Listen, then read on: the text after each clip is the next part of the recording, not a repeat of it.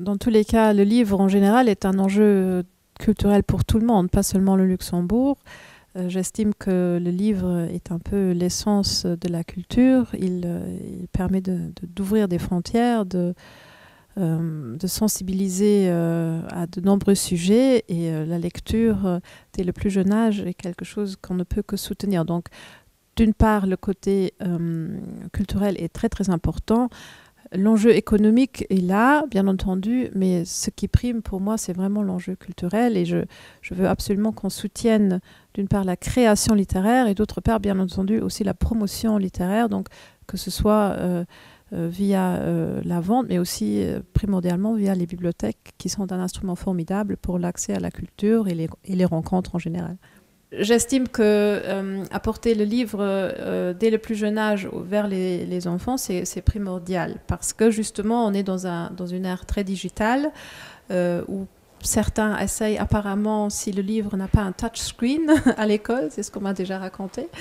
Mais donc, il faut vraiment sensibiliser à l'objet livre parce que je trouve que c'est toujours un objet vraiment important. Il y a beaucoup de littérature pour les jeunes à Luxembourg, ce que je trouve aussi, c'est vraiment quelque chose qui s'est énormément développé ces dernières années. Donc, c'est un vrai secteur qui est là, qui facilite peut-être aussi l'accès vers les livres. Donc, d'un côté, c'est cette sensibilisation vers l'objet du livre, et d'autre part, c'est quand même aussi l'ouverture de lieux, comme la nouvelle Bibliothèque nationale. Ce sera vraiment un lieu ouvert pour beaucoup d'activités différentes et où un accès aussi, là on refait le lien vers le numérique, donc il y aura un grand accès vers le numérique, il y aura des espaces pour accueillir justement des groupes d'école, des jeunes, pour faire des activités autour de la lecture, autour du livre dans cette bibliothèque.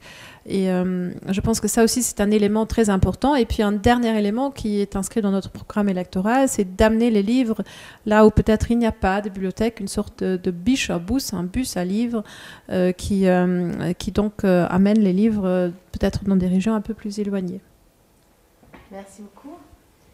Le livre comme objet est aussi un objet d'art. Enfin, peut-être, étant donné votre parcours, de Cox, avez-vous une approche particulière? Le livre dans le domaine artistique a une approche très particulière parce que venant du monde de l'art contemporain, le livre d'artiste est rentré de plus en plus comme médium. Il y a beaucoup d'artistes plasticiens qui ne peuvent plus forcément s'exprimer via une vidéo, vis-à-vis une peinture, mais qui profitent également de cet objet livre pour notamment d'un côté associer l'écriture, associer les images et associer aussi la forme du fait que c'est soit un objet unique, soit un multiple pour justement montrer un peu la perplexité de ce que peut être un artiste. Et donc l'objet en lui-même devient de plus en plus intéressant. Et récemment, quand on a visité la Bibliothèque nationale, ici à Luxembourg, on a vraiment une collection impressionnante de livres d'artistes, faits par des artistes et également pour les artistes. Et donc, c'est pas forcément un objet de lecture, mais c'est plutôt également un objet de contemplation, parce qu'il faut également être sensible d'un côté aux illustrations, aux peintures, et également à la qualité du papier choisi, du carton, du format et de la présentation par après. Même de temps en temps, c'est très sculptural, et c'est vraiment de temps en temps presque un chef-d'œuvre, un seul objet qui est un livre d'artiste. Et malheureusement, trop méconnu, parce que forcément, également, pour les institutions qui doivent les protéger ou qui doivent quand même les collectionner, c'est également très précieux et également difficile de temps en temps pour les exposer en bonne science, parce que de temps en temps, vous avez recto verso, vous avez les couvertures des 3 côtés, des 4 côtés, qui sont imprégnées par une œuvre d'art en elle-même. Merci. On a parlé de lieux de lieux de résidence d'artistes, de lieux où peuvent s'exprimer les artistes et travailler. On a parlé aussi de moyens d'apporter les livres, par notamment les bibliobus. Alors ça nous amène à l'idée de rencontres, les rencontres des différents publics et différents métiers autour du livre. Quelle est votre vision pour la suite? Quelle orientation pourrait-on donner pour favoriser ces rencontres? Plutôt que d'inscrire les usagers du livre, chacun dans leur lieu. Oui, mais tout à l'heure, on en a notamment parlé. Ce qu'on remarque de plus en plus dans tous ces lieux de création, ce n'est pas justement pour les cataloguer, les catégoriser dans un côté. Il faut justement réfléchir sur un brassage entre créatifs, entre publics, entre institutions. Et en ce moment, on a même lancé récemment une résidence chorégraphique et forcément la chorégraphe s'est associée avec un auteur, avec un écrivain.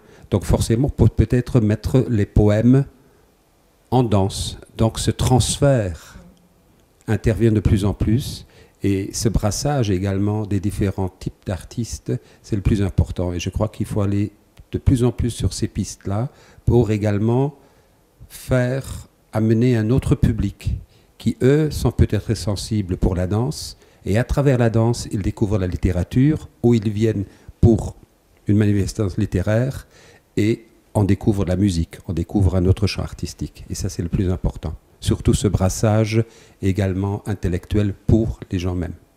Là, ce que vous venez de dire, ça permet de faire tomber certaines frontières entre les disciplines, entre les lieux et les métiers.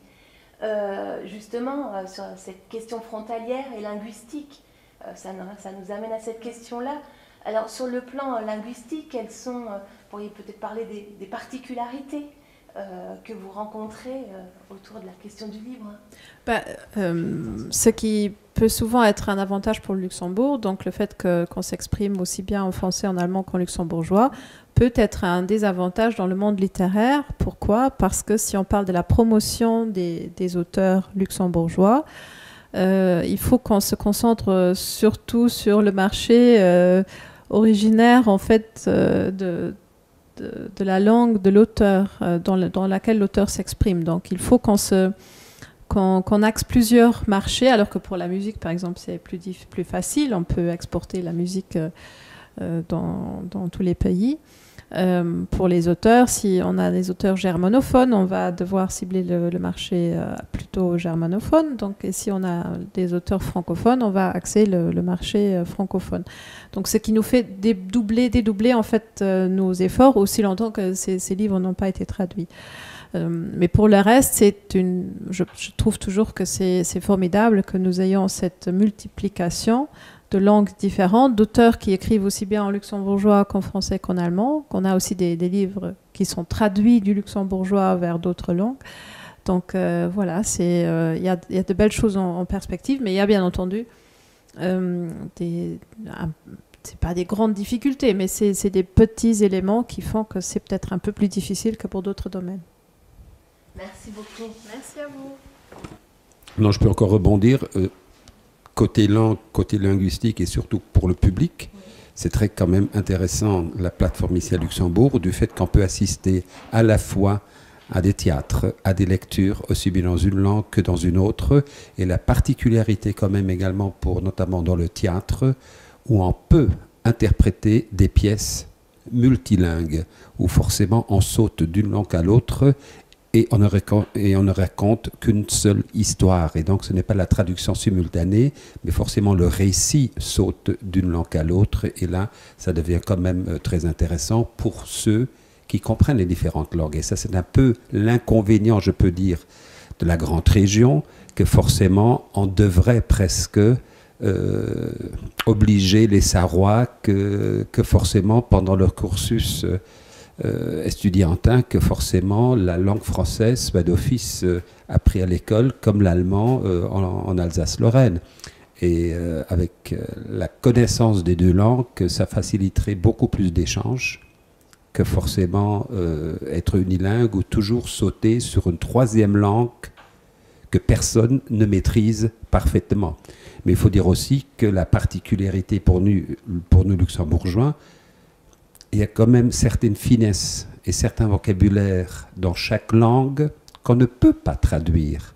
Donc de temps en temps, on a cet avantage-là de sauter d'une langue à une autre pour pouvoir mieux s'exprimer, parce que forcément, comme le doigté, c'est banal comme mot, mais Fingerspitzengefühl en allemand, ça veut dire, c'est tout à fait autre chose. Et donc il y a beaucoup d'expressions comme ça, ou de mots, qui sont importants à les connaître, à les sentir dans sa langue originale. Oui, il y a des registres linguistiques qui se surajoutent aux registres langagiers. Exactement. Ouais. Et en lecture, est-ce qu'on retrouve ce switch-là dont vous avez parlé, d'une langue à l'autre? C'est-à-dire qu'est-ce qu'on lit certaines œuvres? Il y a certaines œuvres luxembourgeoises qui, notamment Jeff Schinck, qui lui vient de sortir Sabotage, son dernier livre, où il s'en sert des 3 langues pour pouvoir raconter toute son histoire. Donc il saute d'une langue à l'autre ou d'un chapitre à l'autre en employant une autre langue. Oui, ça existe. Oui. Chez l'écrivain? Chez l'écrivain. Et chez le lecteur?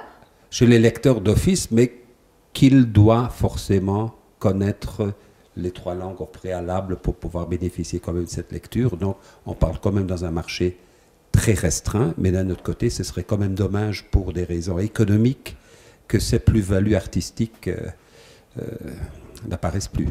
Donc on les soutient autant, indépendamment de la langue qu'ils écrivent, et c'est ça toujours le grand handicap vis-à-vis du monde politicien, qui notamment demande toujours c'est quoi la littérature luxembourgeoise? Est-ce que c'est une littérature écrite en luxembourgeoise, ou est-ce que c'est l'auteur qui doit être luxembourgeois, ou est-ce que c'est le résident, même étranger, qui s'en sert de luxembourgeois? Donc je crois que c'est ce brassage entre les langues, entre les cultures, qui fait la particularité ici à Luxembourg, et on le retrouve déjà au quotidien dans un journal, que forcément il y a 2 ou 3 journaux qui sont plus ou moins bilingues, où la majorité va écrire dans une langue, mais on saute quand même d'un article à l'autre sur une autre langue. Très bien, merci. Voilà.